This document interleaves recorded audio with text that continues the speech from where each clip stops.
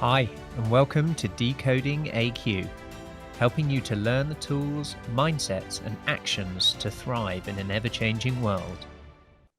Hi, and welcome to the next episode of Decoding AQ. With me today, I have Anthony Spark. He's joining us from a snowy New York.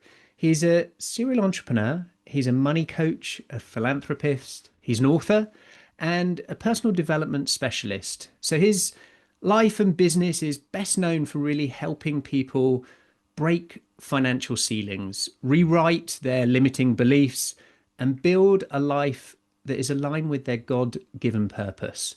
So for the last almost 2 decades, he's been coaching individuals and families towards those goals of independence, of freedom, personal transformation, and no doubt has seen a lot of adaptation, a lot of change, not only in his own life, but in the life of those that he works alongside. So welcome to the show, Anthony. Oh, thanks for having me. Hopefully we have a great time. I'm sure we will. And hopefully, more importantly, I get some actionable stuff that can make this 45 minutes worth you listening to while you're driving or working out.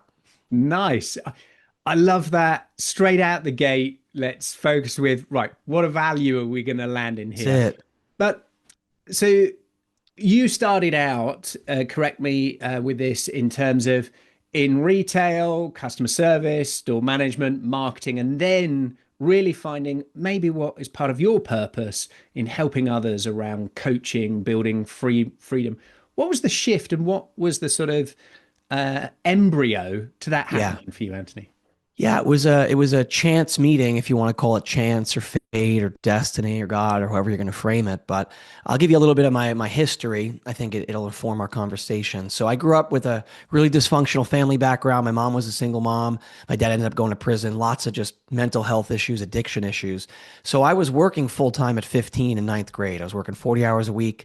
I ride my bike back and forth. I was working at a TCBY Nathan's at the time. And I was working, no one had any money to give me. I went to Europe twice. I bought my own clothes, bought my own car, helped my mom. So I worked. I was blessed with an aptitude. So I did very well in school. I wasn't working at it, but I was really good at learning. So by the time I was graduating high school, 2006, I'm 37.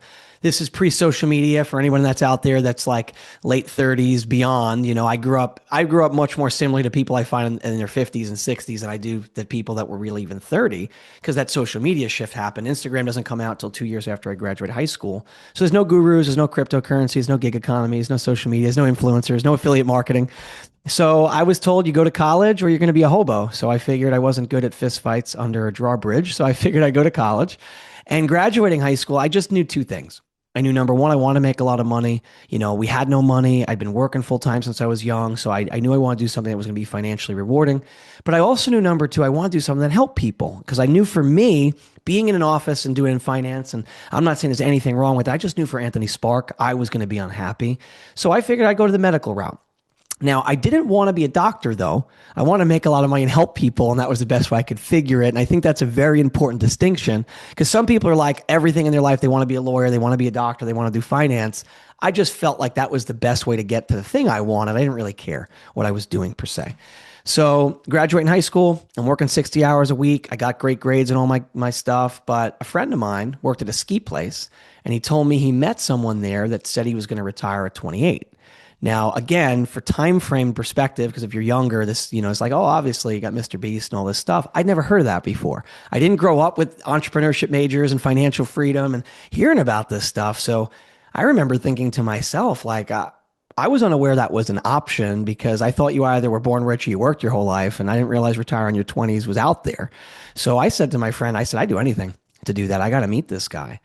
And as usual, and we'll probably get into limiting beliefs and sociology, but he's like, I don't know, man. What if it's like a pyramid or a scam or it's going to get you? And I said, maybe it is. But first off, I got nothing to get. So this guy's the worst scam artist ever. I'm 17. I got nothing. But second of all, what if it is for real? What if it is honest? Because if it's not legitimate, I'm not proud to say it, but my family are criminals. I'll be able to suss it out. But what if it is real? Because if it is, and there's any chance that I could put myself in a position to not have to work in a traditional sense and own my schedule and be with my future kids and family, for me, that was the dream. I mean, having money and watches and houses is nice, but for me, everything is about time with family, emotional margin to be with the people you love, doing the things you want to do in your life. All that other stuff is nice, but I knew that wasn't the most important to me. So I got to know him, and he was in the network marketing industry, which was super scandalous. We can maybe talk about that. A lot of people hated it. And I said, but this guy's really successful. And I'm not going to compromise my integrity with the way I do things. Neither was he. And he agreed to help me. So I started working at that. And because of that, by the time I was 25, I was able to leave my full-time job and just focus on building my companies and my businesses. My wife was able to leave her day job at 29 and became a really substantial income for us, gave us an amazing life. On the journey of that, my passion wasn't network marketing. It wasn't products. It wasn't selling stuff, although every business has revenue. It was the coaching element. It was helping people improve their finances and their relationships and, fix their habits and not smoke pot or drink every day where they're kind of running from themselves and their life. And through the process of it, we've helped about 13 people make a pretty substantial income in our industry doing this. But the coaching was the key. So I also started a coaching brand because while network marketing is specifically where I started, all the principles are the same. Whether you're in HR or you are, a coach or you're doing these different things, the leadership principles are the same. The personal development's the same. The overcoming your own limiting beliefs, over helping other people overcome their limiting beliefs. So that was the genesis of Spark a Change Coaching, which is that brand. But anyway, that's a little bit of my origin story, how I got here. So it was an impetus of a chance meeting with somebody that my friends that never even met, never even talked to them. And I'm still working with those people today. Some of my best friends. And I guess some of that you've just woven in there has certain mindsets that you've cultivated and focused on over those years as you've evolved and learned. And something that you talk about of compassionate capitalism. Yeah. Can you tell me a little bit more about that, how it shows up for you and the type of work that you do to blend those things in from Yeah. perhaps traditional, oh, you make it, then you do philanthropic work, or Mm. you do this. What's compassionate capitalism and the mindset of that, Anthony? Yeah. So I think that at its core, depending on a person's ethics, any system can become unethical depending on how they approach it, right? So if you just look at raw capitalism, and I'm a capitalist, but you look at raw capitalism, if there isn't any humanity and if there isn't any personal ethics, that's going to lead to exploitation. Now, you could say the same thing with socialism, same thing with any ism or any belief system. So I have a personal belief that just because something's effective doesn't mean it's ethical. Just because it works doesn't mean we should do it. And you see a lot of these practices, whether it be corporate, it be business, it be in any of these different in churches, in any place where if you don't respect the sanctity of the individual and you only look at what's best for the amoral company or what's only best for me and my agenda, and you disregard what's best for the other people, then we very often make decisions that help make money, help drive ROI, but have a net negative in the lives of other people. And I think it really requires a level of responsibility. So for me, when we talk about compassionate capitalism, it means that you have personal integrity, that you don't do things just for personal or corporate gain, that you consider what is the impact on other people. You're a sales manager, you're in HR, you can manipulate laws and rules to serve you, but not serve the other people. And the reality is that just because something's a law doesn't mean it's ethical and vice versa. So we need to be willing, if we're going to live a life, because my biggest thing is, yeah, you build a multi-million-dollar company and you have all that stuff. That's nice, but that's a game. Money is a game. And when you have no money, we very often over-index how much money is going to help us. And that's the same thing with time. That's the same thing with everything in our life. But if we are not careful, we can get the trophy and lose the most important prize, which is the person we become in the process of it. So what we need to make sure that we do is we have to look in the mirror. And the most important thing, as I was saying before, is look in someone in the mirror that you respect and that you admire. And very often I've found in that journey of being authentic and being willing to be honest, there's personal cost. You're not being honest when you get the reward for being honest. You only know if you're willing to be honest and have integrity when having honesty and having integrity and speaking up against something that's happening or speaking up against something that's not popular that you might not agree with. When the honesty costs you something and the dishonesty doesn't gains you something, that's the only time you know. But I think that is really that core where we focus on making sure that what we're doing is benefiting the other person first. And you may make a little bit less money in that instance, and you may make a little bit less money in that quarter. But what is the value of more money against your personal integrity and your soul and being somebody that can look yourself and your family in the face and know that what you're doing is making the world a net better place? And the funniest thing of all, of course, is when you do that in general, you end up being more financially successful in the long term anyway, because you end up serving people in the right way. There's a lot of people online that I see, they use Lamborghinis and naked women, and it's effective for their advertising. But they wonder why they're bankrupt in their soul. Just because something gets views or clicks, and just because you can hard sell somebody a $10,000 program, doesn't mean it's right. Just because you say there's a refund policy and then you make people have to jump backwards through flaming hoops for 7 months to get it, that's not ethics. So we have to be very, very cautious to not get so blinded by the ambition, the production, the performance, where we lose humanity and our ethics and our personal integrity. I think just letting that land a little bit about from a mindset and approach of how do we make decisions? How are we navigating this entire journey of the game of life? Yeah. And then when we bring it back to difficult situations and moments that many of our listeners are facing that are either going through uncertainty about my job. Am Yeah. I going to be valued? Am I losing my job? Have I got to do a role that I'm not going to enjoy anymore? And at the other side, it might be I've got to make some tough decisions here. We are, there's pressure from this person, this department, Yeah. shareholders, whatever it mean, that are really testing those ethics, right? Totally. Of, AI, what a great opportunity for efficiency. I've now got to make loads of cuts of people, can use the AI banner of that, but I feel unease of myself. Now, in Yeah. those situations, the unease, at what point, oh, it will cost me something to say, to stand up Yeah. for it. It might cost me my job, my future, and therefore many end up in situations that are unhealthy because there's Yeah. a compromise against their values or ethics, but they feel potentially trapped. I mean, a term you've used before about economic slavery, Yes. this form of, I have all these commitments, I've built this life up all around me. I can't lose that by maybe being really me, maybe Yeah. being the authentic me. So I put up with it. And I'll put it further down the line. It might break called Yep. burnout. It might break, in some point. But right now, I have to look after my family, look after Yep. bits, look after my job and role. When it's difficult, when it's in those moments, have you got any advice or thoughts Yeah. with stories of clients that you've worked with? How do you think about those situations? Yeah. So I'll use a personal example to start. The challenge is when we don't either understand money or handle our finances, or there's been outside pressures that have put us in a precarious financial position.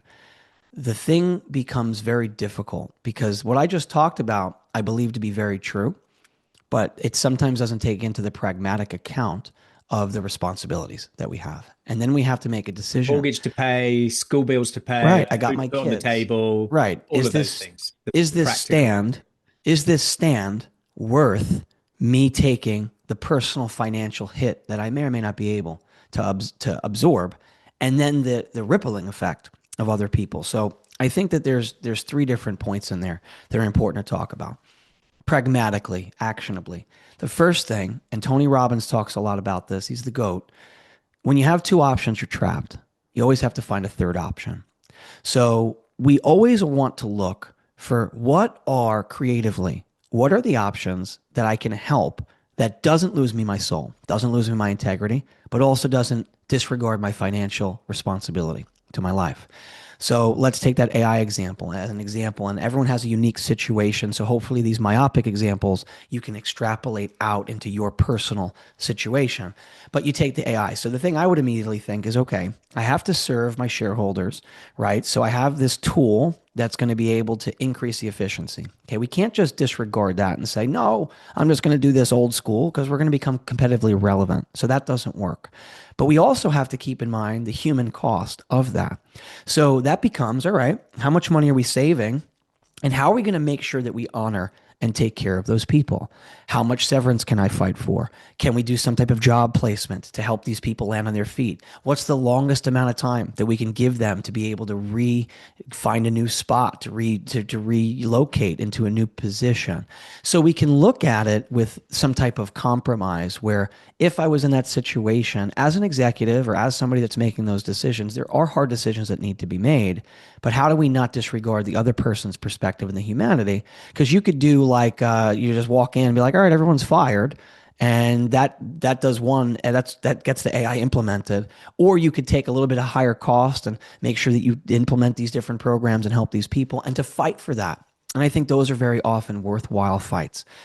On the economics, I believe that people very often put themselves accidentally in a golden, jewel embezzled prison of their own making. Money, when we look at it as a way to build our lifestyle, makes us imprisoned.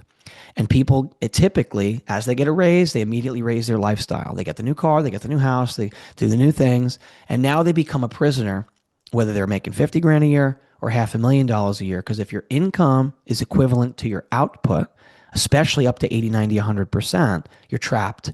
You can't make the calls you need to make because you financially haven't put yourself in a strong enough position. And it does become a luxury when we talk about responsibility to be able to sometimes take those stands full throated. Compromise we can do, but to take a full throated stance against something means we need to be in a position of strength financially.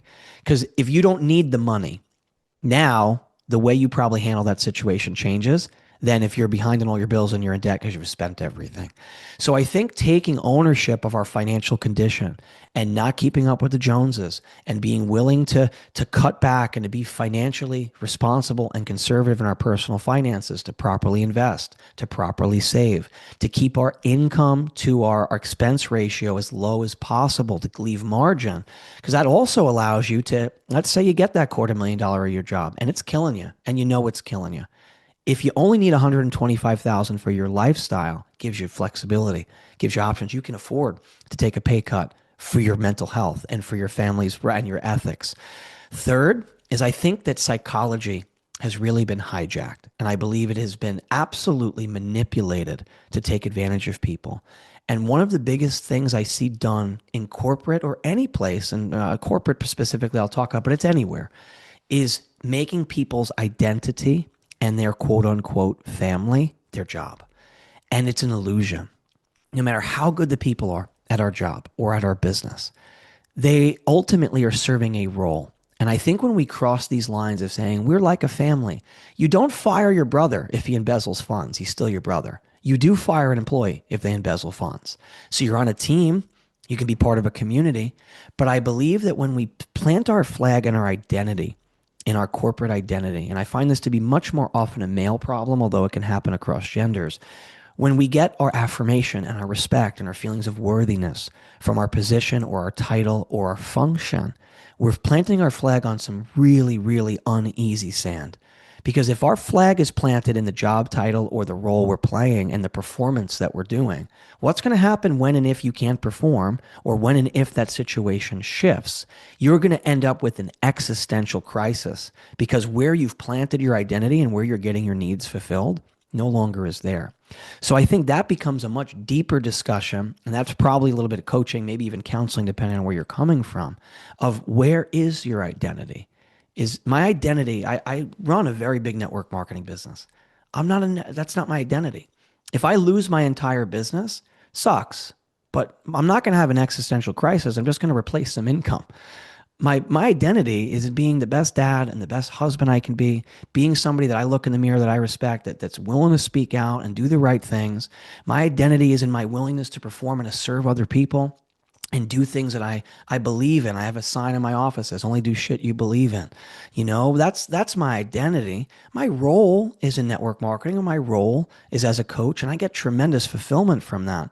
But I can't make that my identity because that's a shifting plate. Yeah. So those are the three things I'd say from that. It's a great way of thinking about it. And I'll pick up on a few things that I heard there, Anthony, in terms of this, where do we anchor our identity? What do we Big. plant it in from values, beliefs, core that then has the flexibility for how it shows up, how it manifests in Yeah. a given role, in a given career chapter, portfolio, Right. whatever that may be.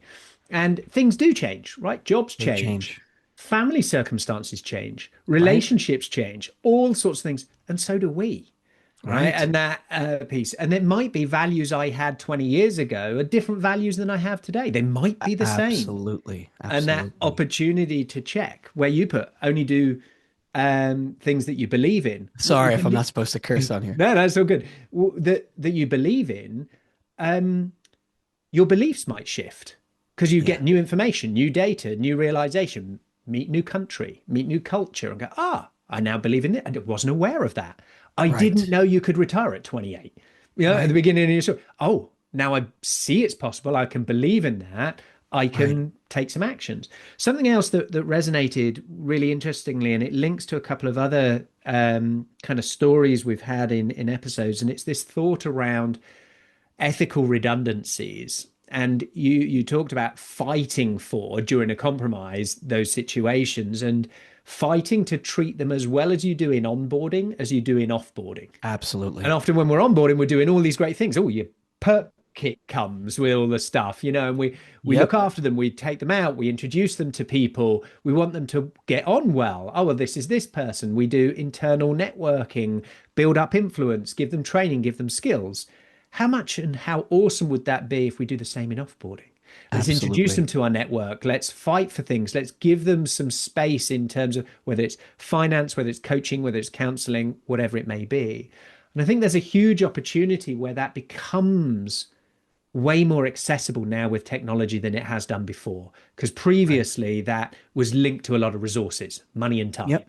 So if Yep. those are scarce, therefore ones at the bottom don't get it. Short Yep. amount of notice and hope for the best. Ones at the top, lots of notice, lots of money, maybe some coaching, and also, hey, let me call up my buddy over at this other, high rise and we'll get you another role in there type Right. thing. So I think that is an interesting piece for many that are not entrepreneurial, that have Yep. lived a life inside organizations where the perception of change choosing me versus me choosing change Yeah. is slightly different in the spectrum. So when it comes to perhaps things that light you up, Anthony, of Mm. the projects you're involved in, some of the challenges you're helping people face, some of the limiting beliefs that you're shifting, that they're adapting, they're becoming more mentally flexible, they're unlearning an old piece, they've got more resilience. Give me an example and a story of something you're working on right now that lights you up, that Yeah. shows some of those transformations, shows some of those phases of change and adaptation. Yeah. I'll get into that anecdote. I'll riff off a few of those things. On the offboarding, I think that's a really important discussion. I believe you show your hand when you treat people transactionally. So you want to lovey-dovey and introduce people and throw resources at your new hire. That's wonderful. You have something to gain from it. How you treat someone when you no longer have something to gain shows me your true character. And I see this in corporations, in the military, and network marketing. So the person is at the office, you've known them for 10 years, and then they're fired and you're going to escort them out like they're going to wreck the place. It is unbelievably unethical in my opinion. And yeah, once in a while you may rarely have someone disgruntled, but I do not believe you treat the 99.999% of people as criminals for the fear of the 0.0001% that are going to do something wrong. I feel like that your risk mitigation is wrong. So I believe that how you treat the people that you don't have any financial interest in, that shows your humanity and shows who you are. When we talk about you had asked about some anecdotes. So I believe that people are good enough. I believe that there's nothing wrong with them. I believe they need new skills. And I believe that people's failures become, I'm a failure. and that their lack of success or their failure to lose weight or their failure to manage their finances, they internalize it as their identity. So one of the things I'm most passionate about, and I have a guy I'm working with, it's going to be a new dad. His name's Josh, one of my clients. I've been working with him for years. Amazingly talented. He's running a multi-million dollar company with a McDonald's group, general manager of a $5 to $7 million a year business in his early 20s.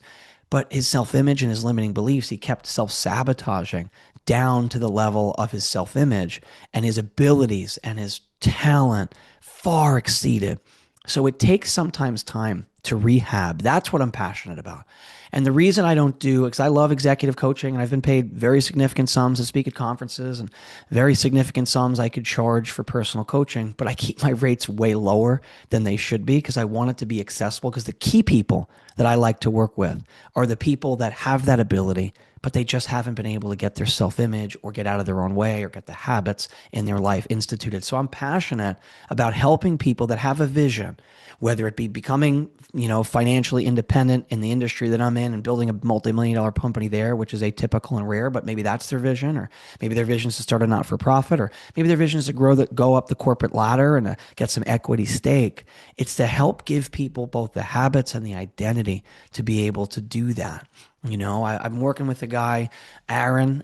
He was in ministry. So he had a little bit of, he had a desire to make money, but he had a little bit of a bad relationship with making money and charging what he's worth and all these different things. And he started a company this year. He wanted to start a company. He did it perfectly, where he's transitioned out. And now his first year starting this company, we've taken him from $0 in an idea to $200,000 of revenue. I think his margins are up at 40 or so percent, projected to do $500,000 of revenue in his business. That's what I'm passionate about. Helping people have their dreams come to pass, giving them the skills, the support.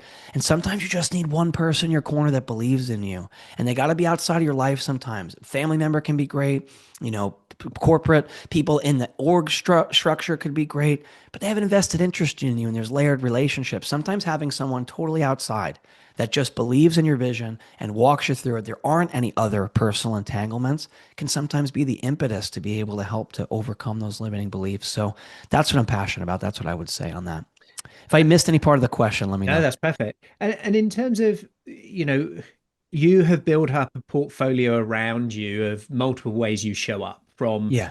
the network marketing business to your coaching to some charity work, Yeah. philanthropic work, all of these things, to family. You have a blended portfolio of that. How do you manage your own schedule? How do you manage your own decisions of Yeah. how you deal with things? Because I think you've got some interesting, opinions and viewpoints around that. Because we all Mm. have multifaceted lives, right? We do. Health, food, got to get the shopping, got to deliver this report, got to think about that dream that Anthony's just inspired me about of, yeah, where do I Mm. want to be? I want that job, or I want this, new business. Yeah.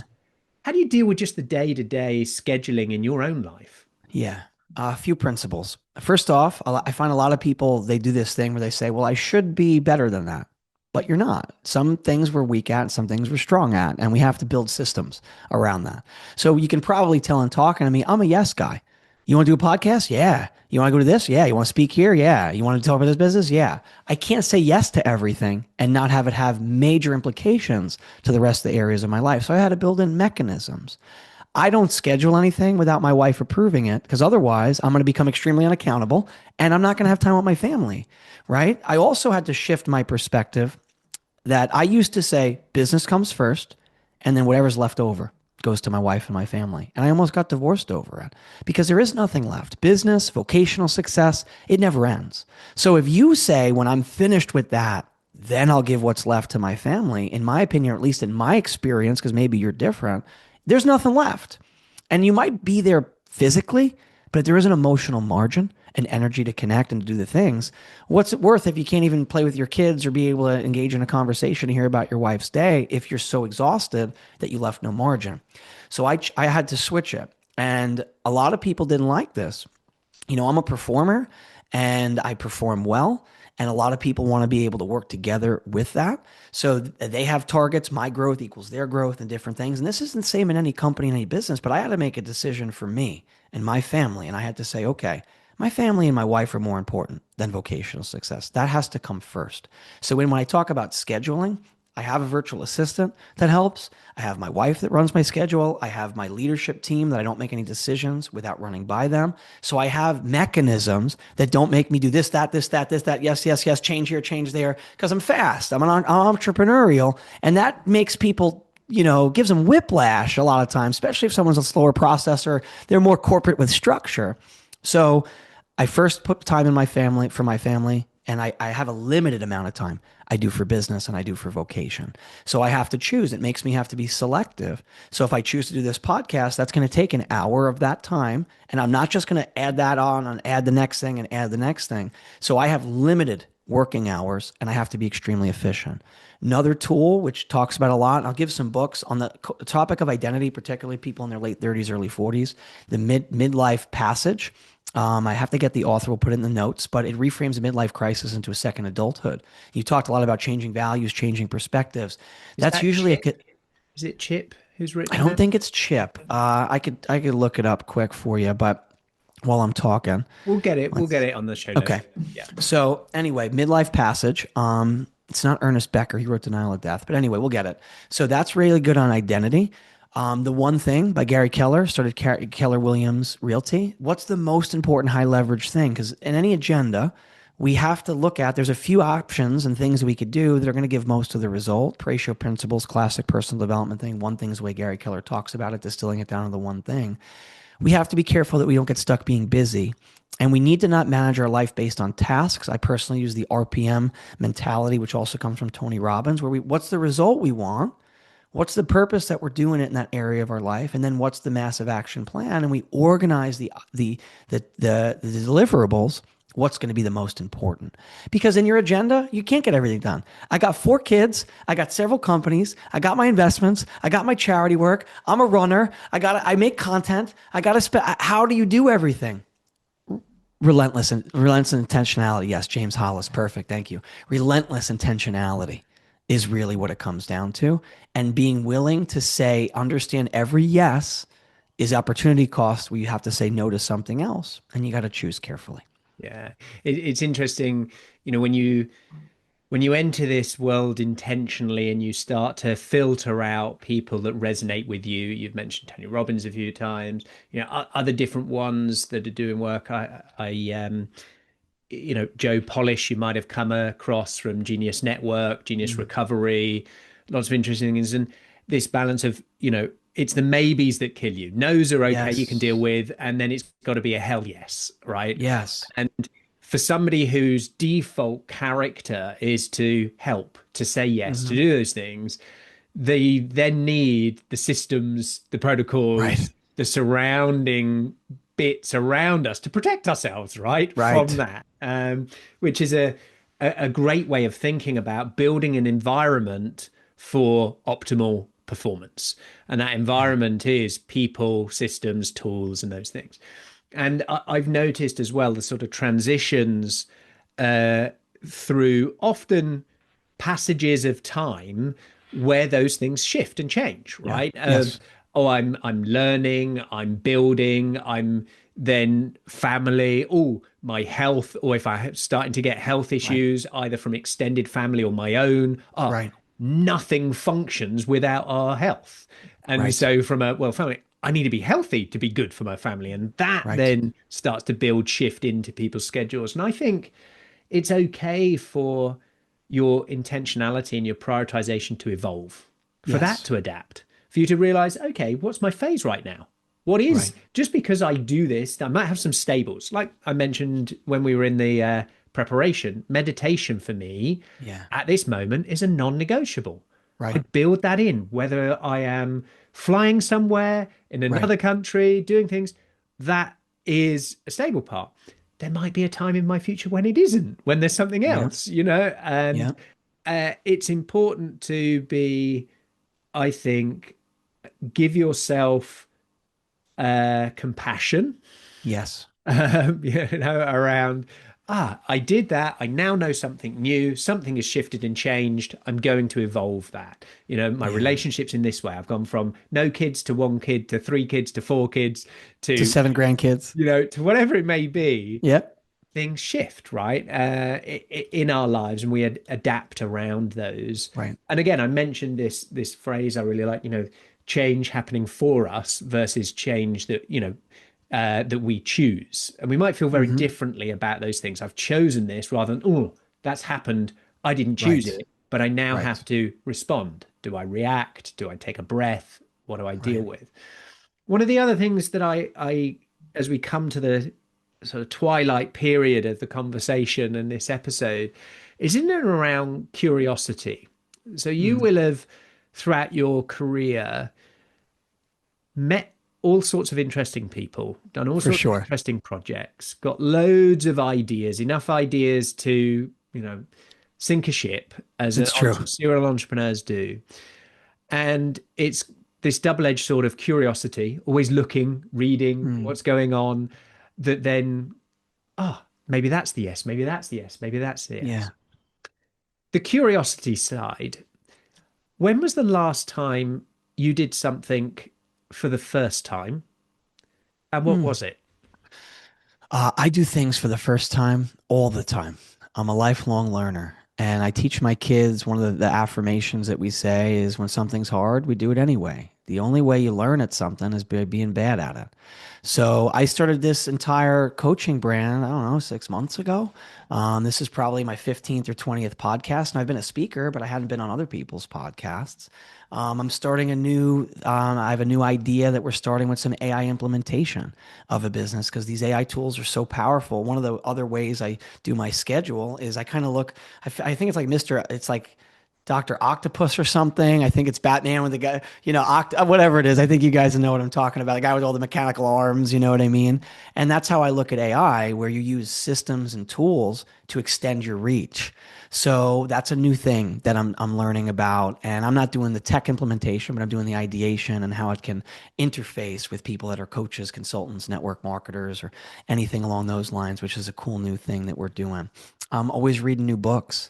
We're always trying new things, new movies. We went to I think it was probably a year ago, we went to like an experimental theater thing, which became pretty crazy. And based on me not being able to curse, I won't say some of the stuff that happened there that was quite jarring.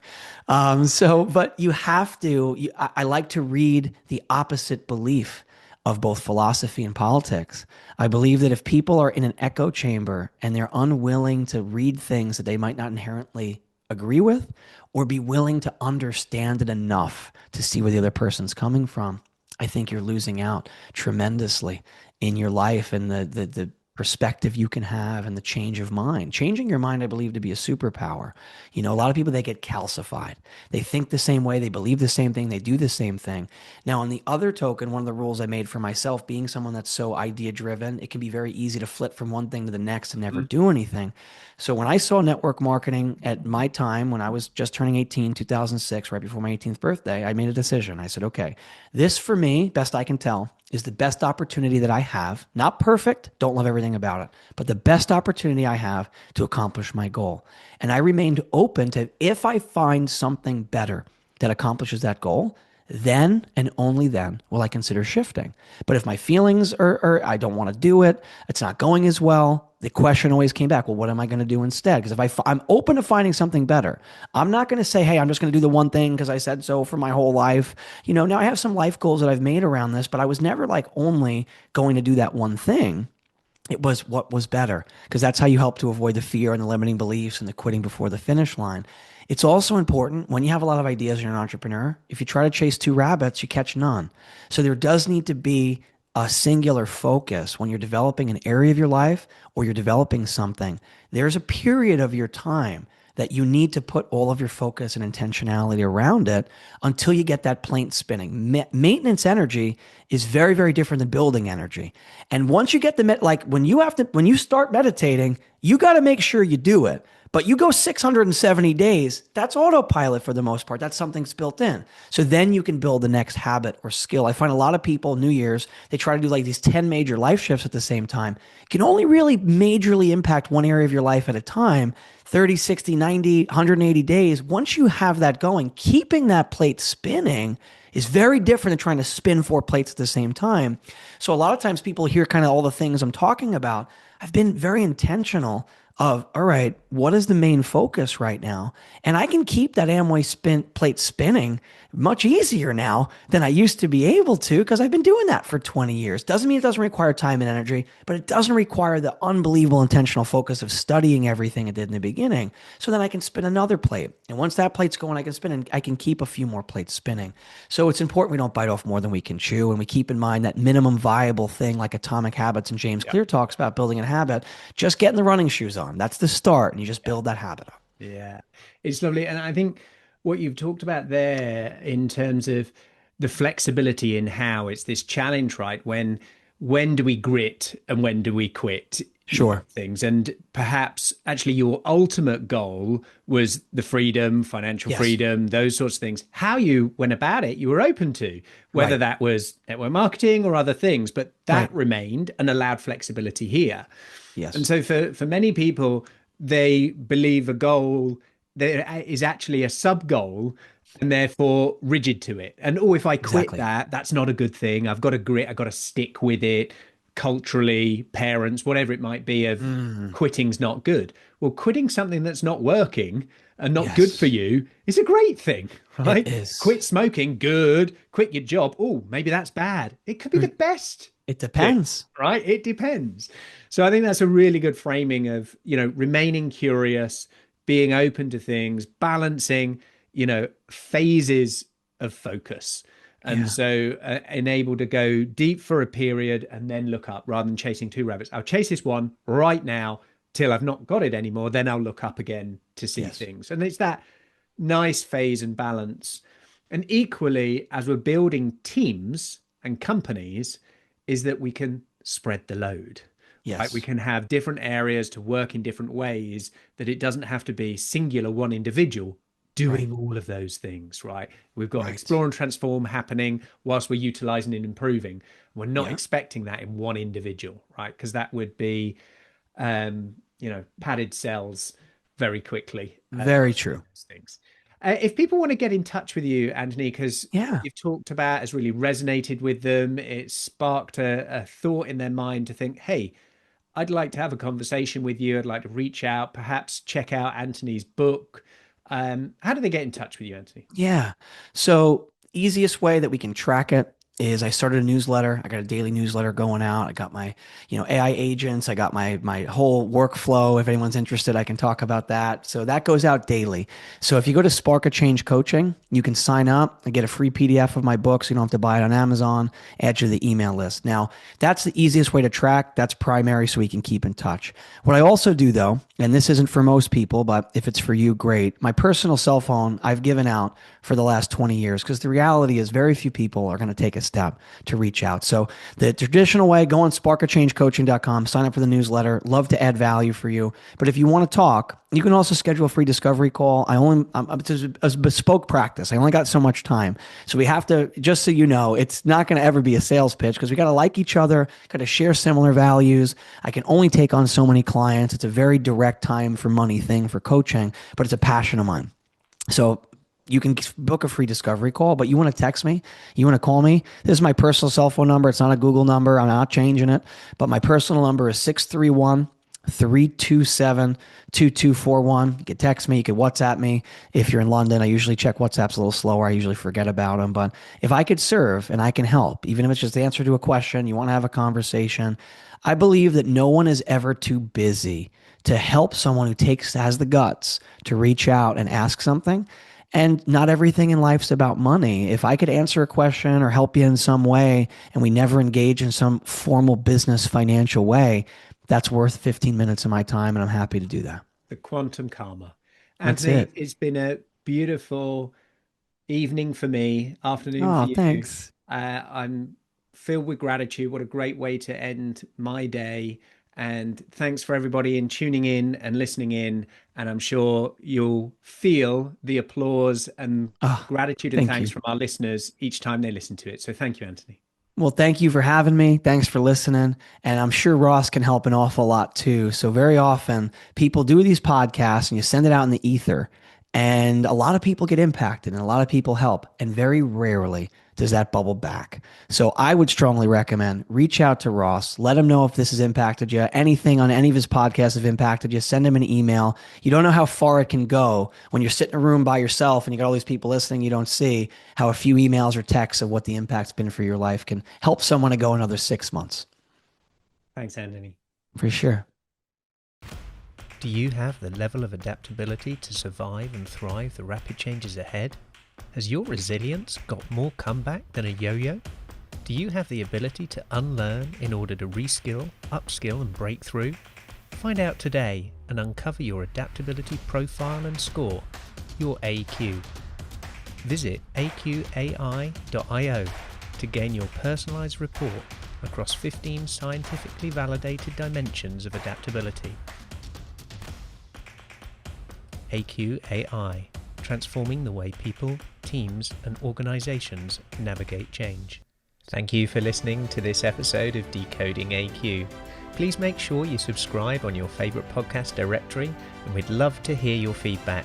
Please do leave a review and be sure to tune in next time for more insights from our amazing guests.